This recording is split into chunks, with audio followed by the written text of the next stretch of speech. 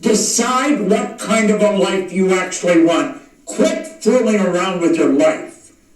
It's too short. Then say no to anything that isn't that. Decide what kind of a life you actually want. Thing is energy, and that's all there is to it. Match the frequency of the reality you want. You cannot help but get that reality. It can be no other way. This isn't a philosophy. It's physics. Wants are where it starts. You know where wants come from? I'm going to tell you. Literally. You have, at the center of your being, your spiritual DNA is perfect. There's perfection within us. Now that perfection has so much junk on top of it that we call paradigm, that it has difficulty expressing itself. That spiritual perfection within us is always seeking expression with and through us. That's why we always want more. Now, when I was a little kid, my grandmother said, you always want more. You should be satisfied with what you've got. Grandma was an angel of God, but she was wrong. You should never be satisfied. Dissatisfaction is a creative state. It's dissatisfaction that causes you to reach, to stretch. What do you really want? What do you really want? That comes from the essence of who you are. Now that's not to get. Getting is nice too. That gives you greater physical comfort. You can have all the good you desire. Everyday celebration. What do you want? The want is not to get. That's a side benefit. The want is to grow. It's for you to bring more of you to the surface. You're God's highest form of creation. The wants turn into desire. Desire comes from Latin desire, to give birth to the children, to give birth to the idea. Want creates the desire. The more you feed the desire, the stronger it becomes. Desire is the effort of the unexpressed possibility within, seeking expression without through your action. The desire is what moves into form. Now, that's where you're going. That's what you want to do. It's all vibration. It all has to do with energy. I'm going to show you how you can really make things happen. Growth is a normal part of life. If something's not growing, it's dying. Now, if we're going to grow, there's one thing we're going to have to do. We're going to have to change. We cannot stay where we are and get better results. It just doesn't work. Now, this man said to me, Bob, you change your paradigm and you'll change your life. I didn't even know what paradigm was. I certainly didn't know how to spell it, didn't understand it. He said, let me show you what a paradigm is. He said, you told me that you wanted to earn more money. That's all I wanted. I figured if I had enough money, my problems would go away. See, I was earning a little bit and I owed a lot. I owed everybody money. And I couldn't seem to get out of debt. I just couldn't seem to do it. I'd pay one bill and another one would pop up. Well, I said, let me tell you something. There's two things that you must know if you're going to create wealth. They're not difficult. Anybody can learn them. You have to know where you are. You have to know where you're going. And then you've got to get moving in that direction. Now, this is so simple and so obvious that when you start studying this, you're going to ask yourself, why are so many people stuck? And I'm going to tell you, a lot of people are stuck. Most people get the same result this year as they got last year. Oh, it may have fluctuated a little bit, but not very much. Do you know, with the potential we've got, we should double, triple, quadruple our potential, our results. Because we're God's highest form of creation. We've got mental powers that would blow you away as you start to study them. So the obvious answer is then, well, people mustn't have goals.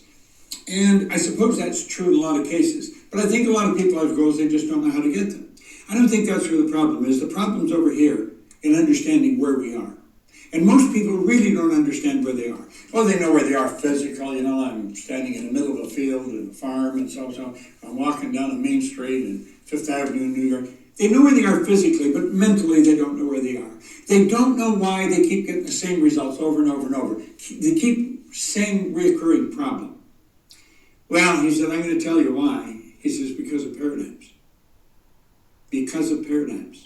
And then he said, Bob, you've got to learn to control the flow of the thought energy, and you've got to let it flow freely to and through you, and it'll improve everything that it connects with. See, there's an energy flowing to and through us. I'm not going to take the time to go into it here, but you can actually photograph the energy leaving your body. I think you may have seen that or heard of it. It's called Kirlian photography. A man named Semyon Kirlian back in 1934 in Russia perfected a form of photography where you can photograph mass and you can photograph the energy coming from it. This thing we're living in is a massive energy. Do you know there's about 11 million kilowatt hours per pound potential energy locked up in the electrons in the atoms of our body? We're just walking dynamos.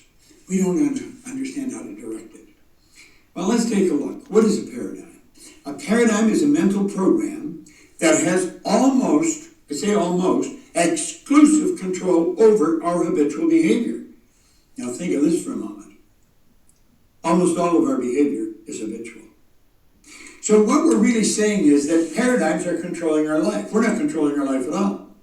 Now consider this. People go to school, they gather all kinds of information, they may have degrees, come around at the end of their business card. So they're not lacking in the smarts department, in the intellect department. They've got the knowledge, they're not using it. Why do so many people graduate from university, deep in debt from going to university, and they can't find work? How could you have all that knowledge and not find work? How could you have all that knowledge and be broke?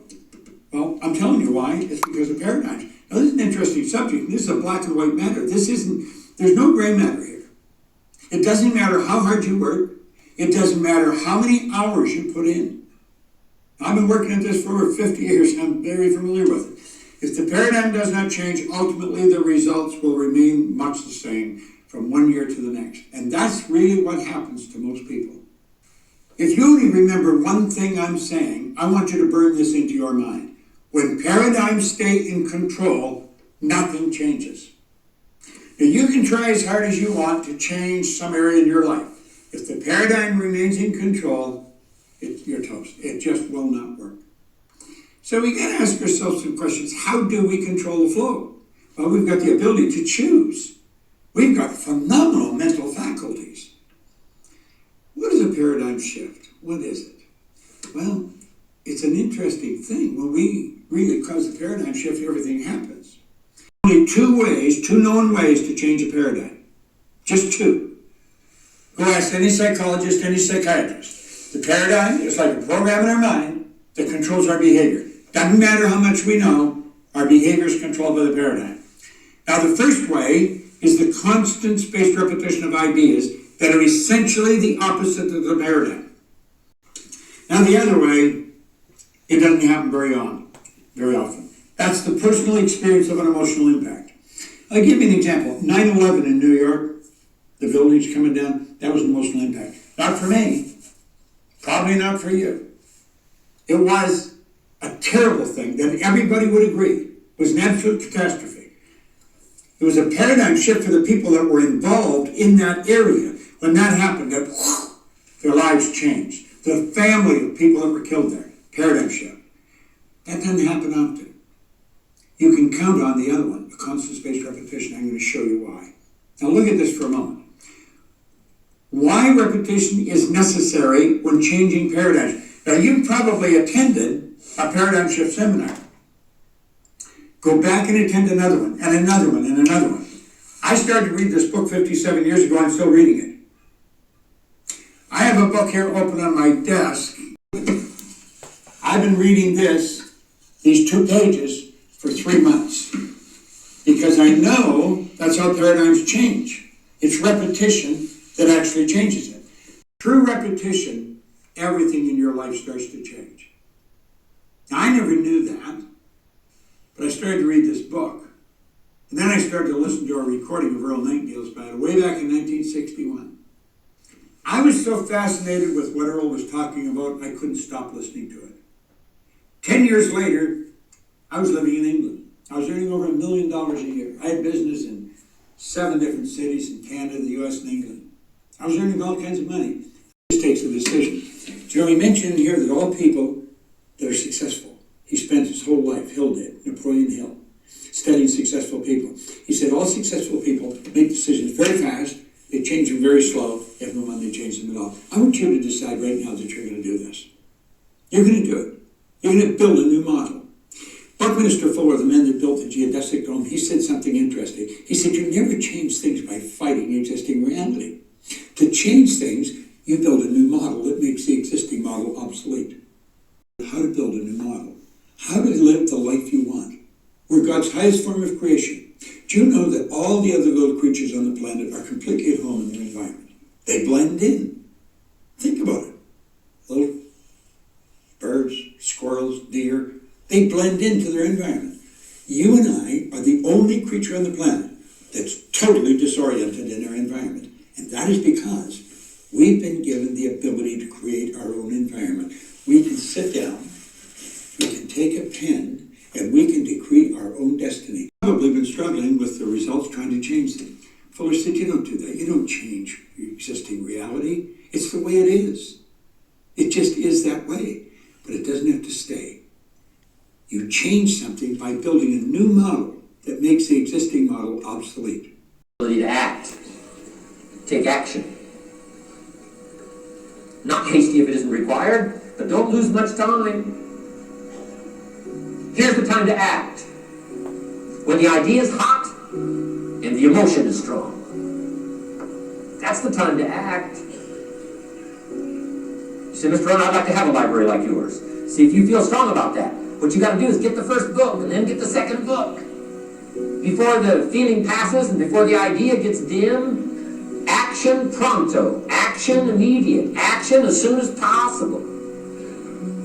Because if you don't, here's what happens. We call it the law of diminishing intent. We intend to when the idea strikes us. We intend to when the emotion is high. But now if you don't translate that into action fairly soon, now the intent starts to diminish. And a month from now it's cold. A year from now, can't be found. So act. Set up a discipline when the emotions are high and the idea is strong and clear and powerful.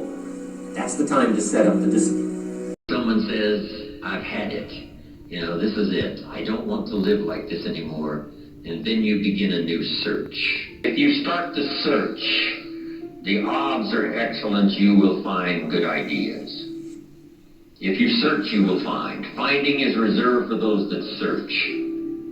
Ideas are not reserved for those that hope. They're not reserved for those that wish. They're not reserved for those who complain. You know, good ideas are reserved for those that search. We've all heard the expression, nothing so powerful as an idea whose time has come. Incredible. When an idea finally comes and the time is right, what can happen? So, ideas, when an idea and its time is ready, it can be incredible.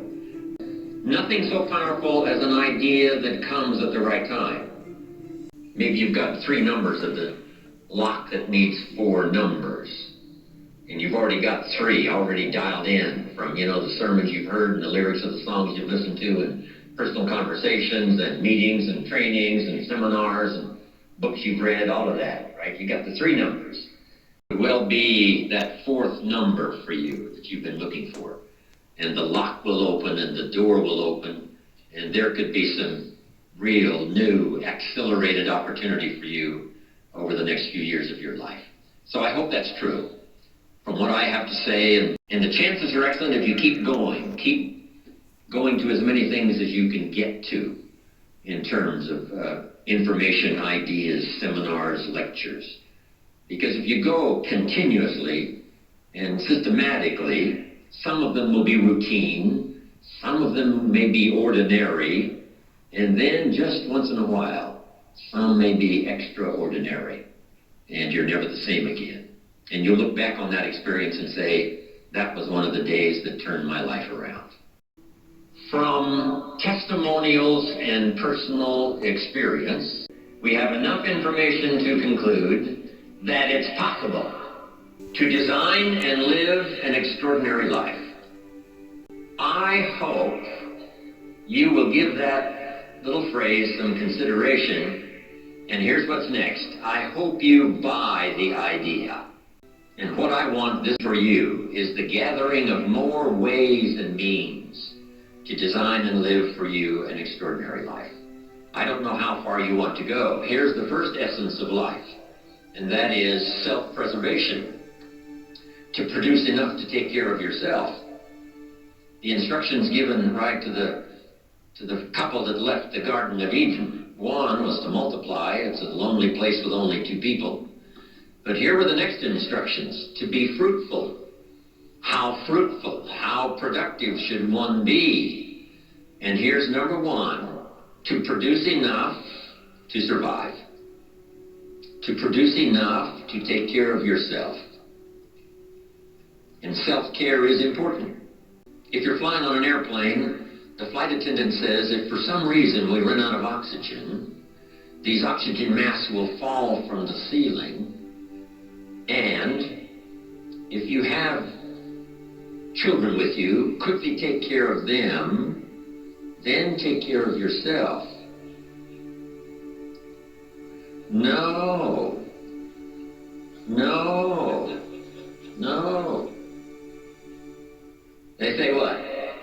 Put your mask on first. Put your mask on first. See to your survival first. Then you'll be more capable of taking care of the survival of your children. Isn't that interesting? My father had an interesting saying. He said, son, right after me, you come first. I was in business with Bob Cummings, the old movie star. We were in the health and nutrition business together back in the 60s, 61, 2, 3. Bob had an interesting saying. Here's what he said. I'll take care of me for you. Will you please take care of you for me? So the first challenge in life is to take care of yourself. It is to survive. So, to produce enough to survive, to take care of yourself. But now what's next? Well, all alone, it's a lonely life. So let's say the man now chooses a partner. Now he must figure out how to produce enough for himself and his spouse, his wife, his partner. Someone says, well, why do that? Why not just take care of yourself? And the answer is, it's a very small life. It's a very limited life. We wouldn't call it flourishing. We wouldn't call it abundant. Just taking care of yourself. That is the first rule, but that's only the beginning. So the man gets married. Now he must produce enough for himself and for his wife. And here's the key phrase to make a note of. To live the higher life. A life of togetherness. The storyteller says, it seems even God didn't want to be alone. He created all of these angels. So, to join with someone now, you must produce enough for yourself, for your partner. Now, is that it? The answer is no. How about children? Let us have children. That's a unique experience. So now if the man has a wife and now he has children, here's the challenge. To produce enough for himself and his family. Now someone says, well, why take on all of that? Why not just take care of yourself? You could, yes, but you couldn't live this more extraordinary life without taking on the responsibility of having a partner, having some children, and live that kind of extraordinary life. So I think everybody would agree. Now, is that the end of it? No. Here's the next challenge. To produce more than you need for yourself and for your family. Someone says, well, now why start being ridiculous here? Yes, produce enough for yourself. Well, yes, if you want to get married, produce enough for yourself and for your spouse. Now, with children, produce enough for your family, but why do more than that? And jot down the answer. To live a more extraordinary life. So now the man produces more than he needs for himself and for his children, so that he can be a person of benevolence, so that he can give and so that he can share. That's the more abundant, that's the more extraordinary life. To produce more than you need for yourself and for your children. Is that it? Let's take it a couple of more steps. How about producing much more than you need for yourself and for your family? Someone says, well, now you're off the scale. I mean, why work that hard? Why go that far? Why produce that much? Some would say, just take care of yourself. Some would say, just, get a partner and that's it, and then children and that's it. And be a bit benevolent and that's it. But why not go this next step and produce much more than you need for yourself and for your children? And when someone says, why do that? All of us know the answer, right? Why not? If you've got the talent and the skill and the opportunity, why not put all of that together and see if you couldn't produce much more than you need for yourself and for your family? Let's say you earned $10 million this year, and you and your family only need $3 million, which would probably cover most families, right? Some families are more expensive than others, as I discovered. But let's say $3 million would, cover a big, high percentage. So now if you and your family only needed $3 million for the year, now you have $7 million to give. And someone says, what? Why do that? And the obvious answer is what?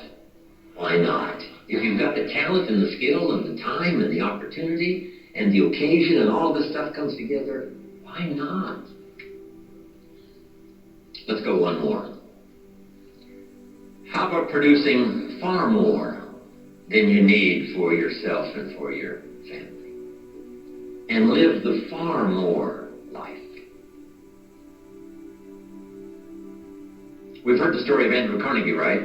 Andrew Carnegie said this. He built the big steel industry back in the 20s here in America. Here was Andrew Carnegie's goal. I'm going to spend the first half of my life earning money.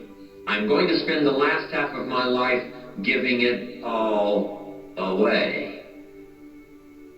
Isn't that extraordinary? Wouldn't you call that an extraordinary life? And the answer is yes. He got so excited by that goal that the first half of his life, he earned $400 million, which back then was a lot of money. I mean, now, right, it doesn't seem to be that much, but, maybe back then it would total $40 billion, like Bill Gates. So $40 billion he earned the first half of his life. Guess what he did with the last half of his life? He gave it all away. And the big question is, why do that? And the answer is, why not? If you've got the opportunity to design and live an extraordinary life, why not do that? Ideas plus inspiration. That's the mixture that really turns things on, sends an entrepreneur program into high gear. Ideas plus inspiration. We need ideas for the goals and plans, and we need inspiration for the emotional vitality to put it to work, to make it grow, make it multiply. And here's what else I hope you'll find here. Guidelines for translating response into results. You've responded to the call, come, search, look, listen, take notes, get it. But here's the key. Guidelines for translating response into results. Because results is the name of the game. There's no purpose in learning just for learning's sake. Wisdom and faith, as powerful as those components are, serve no useful purpose unless they are deposited. So make a note of the word, deposited. Wisdom and faith deposited into activity. Wisdom and faith put to work now produces a hotel, produces a Salk vaccine, produces a city, produces an institution of learning, produces a career, produces a relationship, right? Ideas and faith, believing that it's possible, that ideas can work miracles, now put to work, So the big job here is getting it all. And so now make the next note. Next is going home and translating it into high activity. Good health activity. A better relationship activity. An entrepreneur program activity. A new burst of speed in your sales career. All of that. That's what I'm really interested in. Because here's what's important to me. Is for my name once in a while to appear in someone's testimonial. Make that note. It's one of life's greatest experiences. Is when your name appears in somebody's testimonial. Somebody says, here's the person who found me. Here's the person who got me started. Here's the person who wouldn't let me quit. Gave me more reasons for staying than for leaving. Here's the person who believed in me until I could believe in myself. And then they mentioned your name. See, you can't buy that with money. And you don't have to give lectures and seminars to do it. You don't have to have an audience like this for the weekend in order to deliver value to someone's life. What if you had breakfast with a friend at Denny's 4 years ago, and you recommended this book that really meant a lot to you, and you said to your friend, you've got to read this book. I think it'll make a major contribution to your life. And your friend accepted the idea, went and got the book. Now, 4 years later, he's giving his testimonial. His business has flourished. His marriage is safe. Things are going extremely well, and someone says, where did this all begin for you? And he will say, 4 years ago, at Denny's coffee shop, I sat with my friend, and he insisted that I read this book. I went and got it. And that book led to the next book, that led to the next class, that led to developing skills I never had before, and that led to some more seminars and lectures, and now look at my business, look at my life, it's flourishing. But it all began 4 years ago, Denny's coffee shop, when someone said, you've got to read this book. See, that's a person-to-person seminar. And those are just as valuable as person to 1,000, person to 10,000. Right? It doesn't matter the number. If you have a chance to deliver, quote a poem, recommend a book, here's a phrase, like I gave you this one to memorize. I think you'll remember this one maybe for a long, long time. Just something that's really extra meaningful to someone, whether it's at breakfast or wherever it is, whether it's for a child or whether it's for an adult, a friend, a business associate. If you'll keep up that process, I promise you, your name will continually appear in people's testimonials. And now I've had this happy experience now for the last 40, 45 years. And so that's one of the reasons why I came here this weekend, right? I don't need the money. I long ago made my fortune. I take the money, but I don't need them. But here's what I do need. Continuing testimonials that say, Mr. Rohn, on a summer day in Anaheim, California at the Marriott, I was there that weekend, and something clicked, and the lights went on, and I got the gift of some good ideas. Here's what's happened to me. Then they mention my name. See, that's what I want. Continuing testimonials that come back to me saying thanks for sharing ideas. Jot these notes down now. Number one, be thankful for what you already have. Thanksgiving sets up, the situation where ideas can flow. Here's what locks up the doors of opportunity for good ideas, and that's cynicism. All you have to be is a practiced cynic. Cynical about the government, and cynical about politics, and cynical about the future, cynical about the economy. Cynicism locks all the doors. But if you'll be thankful for what you have, however modest or however much it is, I think that's the beginning of receiving a flow of new ideas. Here's the next one. Be eager to learn. There's already some extraordinary success stories in this room. If we knew how successful, we would give you the podium. I would be happy to take notes. No matter how successful you are, be willing to learn some more. We in the Millionaires Club invite a billionaire once in a while to come talk to us. And he says, well, you guys are doing okay, but how about stepping up, right? How about multiplying by 2, by 3, by 5, by 10? Come on, you've just gotten started. So no matter how well you're doing, we could all use another idea, a couple of other things that linked together with what you already know could give you a whole new burst of productivity and extraordinary lifestyle. You have to do what we call some tough listening. And sometimes it's difficult to gather up everyone's, attention, because our lives really seem to be going on outside this room. A part of our life is going on here while we're here.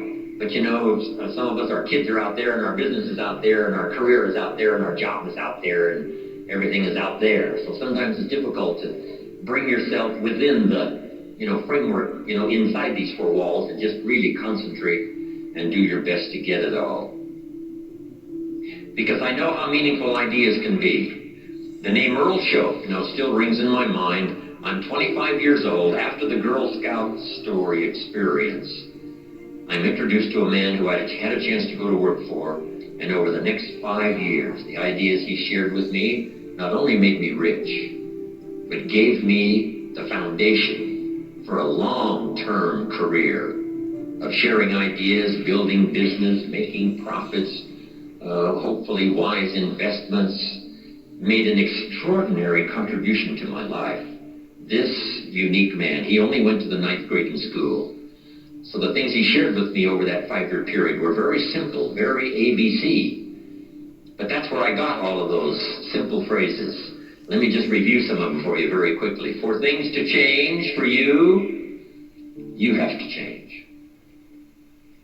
I kept hoping the government would change, and taxes would change, and prices would come down, and things would get better. And then he said, for things to change for you, Mr. Rohn, you have to change. Wow, what a new revelation. Next, he said, don't wish it was easier, wish you were better. All of this started me on this unique journey of what I now call personal development. Here's another one. This is, don't wish for less problems, wish for more skills. It's not less problems that makes you successful, it's more skills that makes you successful. I tried to convince him by showing him my paycheck that I wasn't doing well, and I blamed it on the company. And I said, this is all the company pays. He said, no, that's all the company pays you. And I thought, well, that's a new way to look at it. He says, doesn't the company pay some people 3, 4, 5 times this amount? And I said, well, yes. He says, well, then this is not all the company pays. This is all you get until you requalify, accelerate your qualification for the bigger numbers. See, that was all great revelation to me. I tried to convince him that things cost too much. He said, no, you can't afford them. All of these were new ways of looking at things. Unbelievable. Time is more valuable than money. You can get more money, but unfortunately you can't get more time. Sports, fundamentals for sports, fundamentals for your business, fundamentals for the way you deal with your family, a few simple things, a few basic things that if you practice every day can make all the difference in the world, how it works out. I boiled it down to 5 major pieces to the life puzzle. Let's just review those. Number 1 is philosophy. Philosophy, as I talked the last time I was here, philosophy, in my personal opinion, is the major determining factor in how your life works out. Philosophy, the major determining factor in how your life works out. Philosophy. To form our philosophy, you got to think. You got to use your mind. You got to process ideas. And this whole process over a lifetime, starting way back here when we were children, schools that we've attended, our parents, our experiences, all this stuff that we've processed by the thinking process helps to develop our philosophy. And in my opinion, each person's personal philosophy is the major factor in how your life works out. Here's what I called it in that last presentation when I was here. It's called the set of the sail. Each person's personal philosophy is like the set of the sail. Now, I used to think it was circumstances that ordered my life. If someone would have asked me at age 25, Mr. Rohn, how come you're not doing well? Pennies in your pocket, creditors calling, nothing in the bank, behind on your promises to your family, you live in America, 25 years old, got a beautiful family, every reason to do well, and things are not going that well for you. What is wrong here? It would not have occurred to me to blame my philosophy. I mean, it would not have occurred to me. Say, well, I got this lousy philosophy, and that's how come I got pennies in my pocket and nothing in the bank, and things aren't working well. That would not have occurred to me. I found it much easier to blame the government. Much easier to blame the tax problem. I used to say taxes are too high. Top tax rate when I first started paying taxes, 91%. Back then, when your income reached a certain level, all your income over that, 91%. So I used to say that's too high. Now, the top tax rate's about 33%. But people are still saying what? Taxes are too... See, but you can't use that anymore. If it's gone from 91 to 33, how could it be too high? Come on. I threw all that old excuse stuff away. Some people found it, though, and they're using it these days. My old list. I used to blame the traffic, the weather, I used to blame circumstances, right? People say I'm too tall, I'm too short, I'm too old, I was raised in obscurity, raised on a farm, parents of modest means, all the stuff.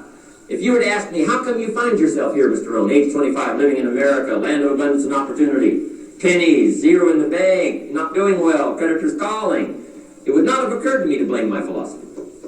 I found it easier to blame the company policy. I used to say, if this is all they pay, how do they expect you to do well? So I figured that, my future was going to be tied to what everybody else was arranging, the economy, and, right, interest rates. I used to say things cost too much. That was my whole explanation, not my philosophy. Until my teacher taught me better that this is where the problem was, my own personal philosophy. Here's what's exciting about each person's personal philosophy. That's what makes us different than dogs and animals and birds and cats and spiders and alligators. That's what makes us different than all other life forms. The ability to think, the ability to use your mind, the ability to process ideas, and not just operate by instinct. The process of your own life. And we do that by the way we think. We do that by exercising our mind. We do that by processing ideas and come up with a better philosophy, a better strategy for our life, goals for the future, okay? Plans to achieve those goals. All this comes from developing our philosophy. Philosophy helps us to process what's available. Well, when we get here, we got seed, and we got soil, and we got some rain, and we've got some what? Sunshine, and we've got some seasons, and what? The miracle of life. Now, the key is, what do you do with all this stuff? How do you turn all this stuff that's available here into equity, and promise, and lifestyle, and dreams, and future, possibilities, all of this that's possible now with human beings? How do you take all this stuff and turn it into this equities and values? Well, it starts with philosophy. What is the seed? What is the soil? What is the sunshine? What is the rain? Is it possible to take some of each of all the stuff that's available and turn it into food, and turn it into value, and turn it into nourishment, turn it into something spectacular and unique that no other life form can do? And the answer is yes. But you cannot deal with all this stuff and what to do with it unless you start refining your philosophy. Think, use your mind, come up with ideas, and strengthen your philosophy. So the seed and the soil and the rain and the sunshine, this is called, the economy and the banks and the money and the schools and everything that's available out there, processing information, what to do with all that, and turn it into equity and value. That is the major challenge of life, my personal opinion. So each person's personal philosophy now is going to determine what you're going to do with seed and soil and sunshine and rain and miracle, the change of seasons. That's it. My personal opinion. Each person's personal philosophy is like the set of the sail. That's what this seminar is for today. Help you to trim a better sail. You don't need a better economy. You don't need better seed and soil. In fact, When it comes to seed and soil and rain and sunshine and seasons and the miracle of life, that's all you got. Now, what if you blame this stuff? Then you're blaming all you got. If you blame the economy, and you blame the schools, and you blame the teachers, and you blame the sermons and the preachers, and you blame, the marketplace, and you blame the company and company policy, what else is there? When some people get through with their blame list, there isn't nothing else. That's all there is. And if you blame the only thing you've got to work with, I'm telling you, it's called mistake colossal. In not understanding that that's all you've got to work with. And if this is all you've got to work with, then you don't change the seed, and you don't change the soil, and you don't change the rain, and you don't change the sunshine, you don't change the seasons.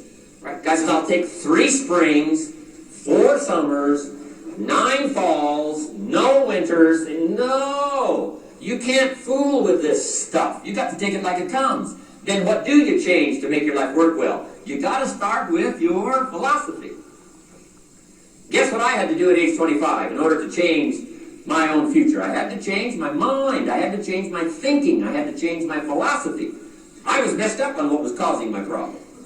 And once I got that straightened out, that all the stuff I blamed, the government and taxes, and the marketplace and the economy, and things cost too much, negative relatives, cynical neighbors, once I got rid of that and started going for where the real problem was, which was me, I'm telling you, my life exploded into change. My bank account changed immediately. My income changed immediately. My whole life took on a whole new look and color immediately. And the early results I got from making these philosophical changes tasted so good, I've never stopped the process from that day until this. And I'm telling you, with a little consideration of the refinement of your sail, by setting a better sail, refining your philosophy, your whole life can start to change from today on. You don't have to wait till tomorrow. You don't have to wait till next month. You don't have to wait till spring. You don't have to wait till 93 and start this whole process immediately. I recommend it. Now, some people do so little thinking, they don't even have their sail up.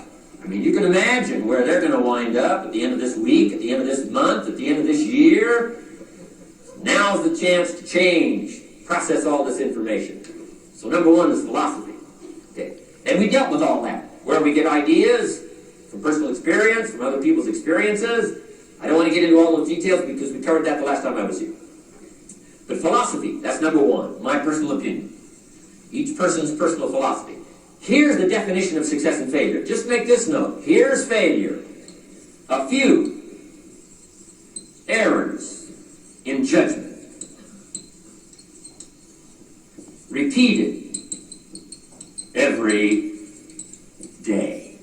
Now you can automatically assume, Mr. Rohn, I say, I can understand that. A few errors in judgment repeated every day. For 6 years?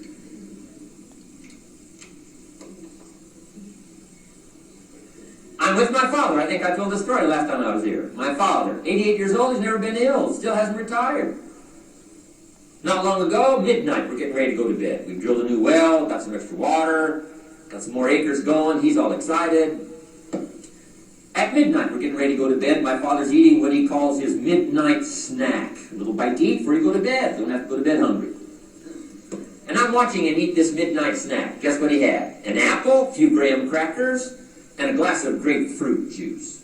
I said, no wonder my father's so healthy. My mom taught us all those good health practices. Taught me when I'm growing up, right? I'm an only child. I've never been ill. Passed the big 5-0 some time ago. My 2 daughters, 32, 33, never been ill. My grandkids, never been ill. I'm telling you, the legacy lingers on. As I watched my father have this midnight snack, suddenly it occurred to me. I know that's part of it. An apple, what? A day. That's gotten to Dallas-Fort Worth, right? An apple. An apple a day keeps the doctor away. Good question for this intelligent audience. What if that's true? You say, well, Mr. Rohn, if that's true, that would be easy to do. Then what's the problem? It's easy not to do. It's easy not to adopt it as your own personal philosophy. Or the guy messed up the saying. Guy says a Hershey bar a day. Say, no. No. You've been watching too much television. It is not Hershey bar. You've got to be smarter in philosophy than to fall for the Hershey bar a day when it's an apple a day. You've got to be smarter than that. And if you make that kind of an error in judgment every day for 6 years, I'm telling you, it'll accumulate into disaster. Sometimes the first year you say, well, you know, I'm so healthy now, what difference is it going to make? You've got to be smarter than that. Just because disaster doesn't fall on us at the end of the first day doesn't mean disaster isn't coming. You've got to be so smart that you look down the road and say, will the errors in my present judgment of philosophy, what's that going to cost me in 1 year, 6 years, 1 month, 6 months? I'm telling you, the money cost and the health cost and the success cost is too gigantic if you'll look down the road a little ways and say, are there errors in my current judgment like an apple versus a Hershey bar? Is that just a good illustration of some of the rest of my errors in judgment? If it is, that's where I found myself at age 25. I started working when I was 19. I met my teacher who helped turn my life around when I was 25. That's 6 years. At the end of the first 6 years of my economic life, I've got pennies in my pocket. I've got nothing in the bank. The creditors are calling saying, hey, you told us the check was in the mail. I'm embarrassed. I'm behind on my promises. I live in America. I'm 25-year-old American male. I got a nice family, every reason to do well. And I'm messed up. Now, what's messed up? I used to think it was the community that was messed up, and the country was messed up, and the government was messed up. If those Democrats ever get in the White House, that'll really mess things up. If the Republicans stay in power, that'll really mess things up. The economy was messed up. Interest rates are messed up. I thought all this stuff was messed up. Then I found out that's not what was messed up. I was criticizing the only thing I had to work with. What was really messed up was my own personal philosophy. My own errors in judgment in my own personal philosophy brought me in 6 years to pennies in my pocket, nothing in the bank, and trying to explain why I wasn't doing well, living in America, 25-year-old American male, got a family, every reason to do well. Now, once I understood this, here's the formula for failure: errors in judgment, being lax about developing your own personal philosophy. I'm telling you, it's called accumulated disaster. It doesn't matter whether it's your health or your bank account. Guy's got an empty bank account, probably has high cholesterol. Why? Over the last 6 years, he never paid attention to either one. And it doesn't matter whether it's a dollar, or whether it's your money, or whether it's your cholesterol count. All you got to do is commit the errors, and just because disaster doesn't fall on you at the end of the first day that you don't eat an apple. You say, well, I didn't eat an apple today, and tonight I'm not ill. Well, you got to be brighter than that. Someday you got to leave first grade. The reason we make those first grade desks so small so they won't fit at age 25, right? You don't belong here anymore. Come on. Now let me give you the secret to success. The formula for failure: a few errors in judgment repeated every day for 1 month starts the weakness, starts the disaster process. You can imagine what happens in 6 years. Now here's the formula for success: a few simple disciplines practiced every day. And you've started a whole new process called a whole new life. A few simple disciplines practiced every day. And if you decide today to go for the apple instead of the Hershey bar, I'm telling you, you have begun the process of turning your life around. And if you keep up that process, not only with your health habits, but with your money habits, and with your communication habits, with your sales habits, and management habits, and every other habit that you've got, if you'll start that process, eliminate the errors and replace it with disciplines practiced, I'm telling you, you can start this process of life change immediately. After today, you don't ever have to be the same again. Only by choice. You don't have to walk out of here the same as you walked in today. Only by choice. You can start a whole new process. And you say, well, Mr. Rohn, is it that simple? Yes, it's that simple. Where else would you start but with an apple? You don't have to start with something staggering. What if you should be walking around the block for your good health and you don't? What will that do in 6 years? I'm telling you, the word is disaster. You could and you should and you don't. Here's an even stronger word. You won't. I mean, don't might mean you're careless. Won't probably means you're stubborn. And either one's called disaster. Could, should, don't. I'm telling you, that's why at the end of 6 years, I found myself with pennies in my pocket, nothing in the bank, creditors calling. Could, should, won't. Could, should, don't is called disaster. Now, how do you change all that? The next 6 years, I got rich. The next 6 years, I became a millionaire. By the time I'm 31, I'm a millionaire. How about that? You say, well, Mr. Rohn, what happened? Well, strangely enough, during that second 6 years of my economic life, the government was about the same. I'm telling you, taxes were about the same. My negative relatives were the same. I'm telling you, the economy was about the same, and prices were about the same, and everything else was about the same. Circumstances were about the same. Then how come I got rich? How come I totally changed my life? I was not the same. Somebody says, well, what did you go to work on to do all that? I started with my philosophy. I started amending my errors by doing some better thinking, changing my mind, coming up with ideas that I didn't have before I met my teacher. And once that whole process started for me, I'm telling you, I changed my whole life. Within a 6 year period, I was never the same. And I've kept up that process all these years. One of the reasons why I'm here is to continue my craft. I don't want the day to come someday somebody says, you should have heard Jim Rohn 10 years ago when he was really terrific. Guess what I want people to say? I heard him 10 years ago, but you should hear him now. I'm telling you, the man works on his craft. I'm telling you, the man's done some extra reading. I'm telling you, the man doesn't miss a trick. I'm telling you, he's worked hard on himself. That's why he's able to deliver like he does. The same thing can happen for you as a teenager. It can happen to you as a mother, as a father, as a business person, as a salesperson, running a business. Doesn't matter. Management, wherever you find yourself. This is the process called personal change. And what I say to start with is, start with your own philosophy. Your philosophy is going to determine whether or not you go for the disciplines or continue the errors that's called potential disaster. And everybody has it within their power. Well, it was so happy for me to find out at age 25, Mr. Show said, Mr. Rohn, you don't have to change countries. But you do have to change philosophy. And if you'll change philosophy, not country, you can turn around your income, you can turn around your bank account, you can turn around your skills, you can become capable, powerful, sophisticated, healthy, influential, all the other equities that you could possibly want out of your life, using the only stuff there is and not trying to change any of this stuff. Appreciate all of this stuff with all of its ups and downs, with all of its mystery of why it works and sometimes it doesn't work. Don't challenge this. You don't have to ask for another planet. You don't have to ask for another country. Just ask for another book. Ask for another seminar. Ask for another idea. And you can start this whole process of personal life change. Now, I could spend the whole day on philosophy, because that's where it is. If I could get you intrigued with that enough to study it, enough to ponder it, to where you would pick up the commitment like I did and say, hey, as simple as an apple a day, as simple as a walk around the block, why not start right there? If you don't start there, where else are you going to start? Might as well start where it's easy, and then go to the more complicated disciplines. Because if you can't handle the simple disciplines, how can you handle the complicated ones? Okay.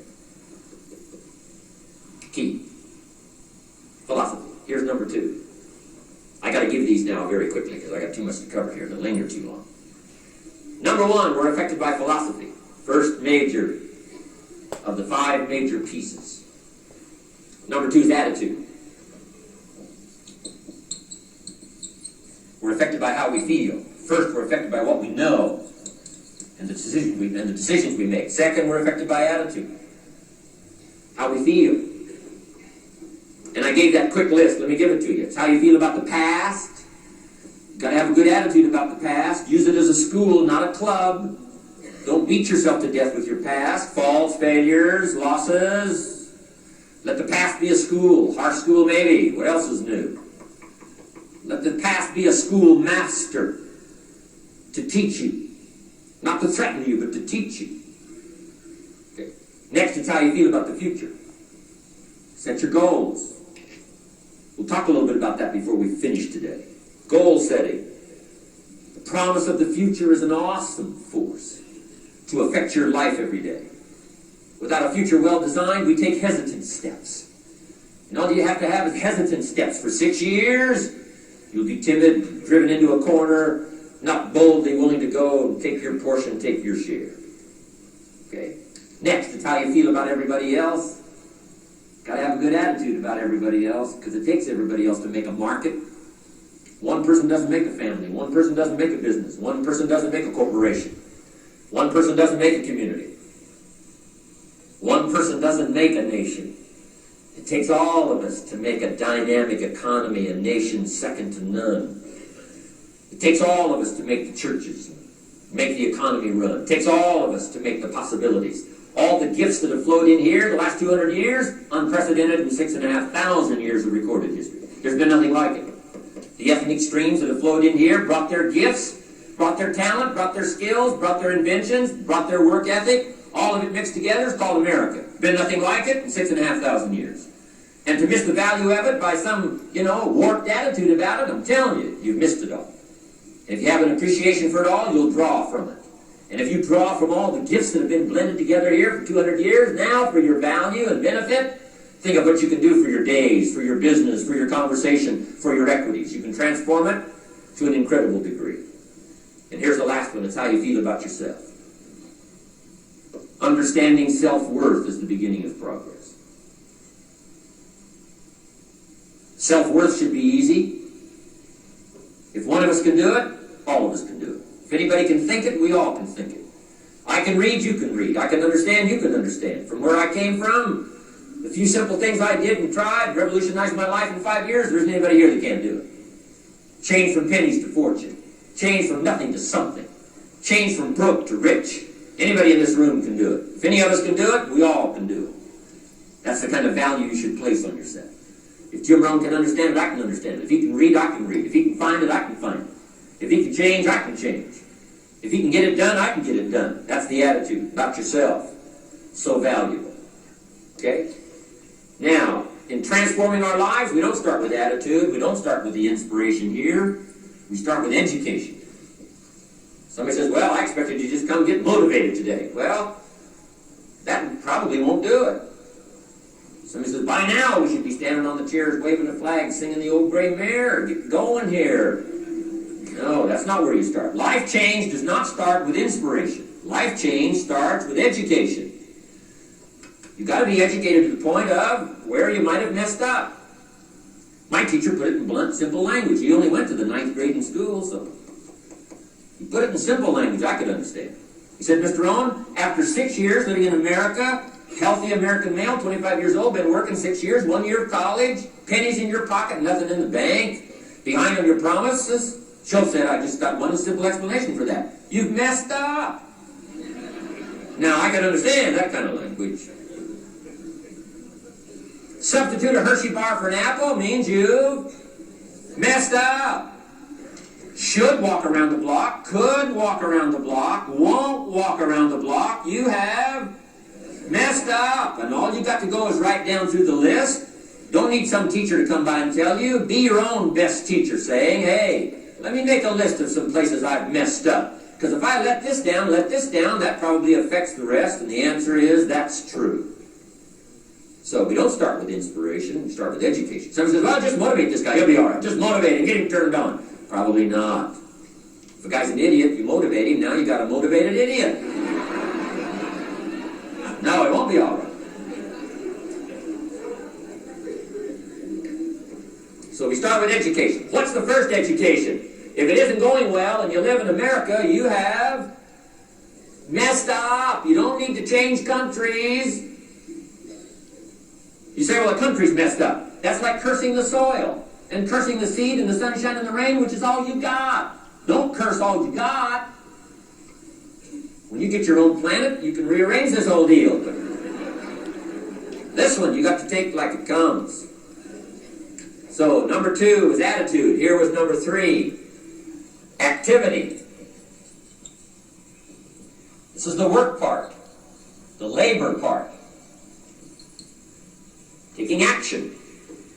And the activity is the miracle working piece. A miracle being something we don't quite understand how it works doesn't mean it doesn't work. It means we just don't quite understand how it works. Miracles work. God says, and I'm an amateur on God, but here's my best analysis. God says, if you'll plant the seed, I'll make the tree. Now that's a good arrangement. Number one, gives God the tough end of the deal.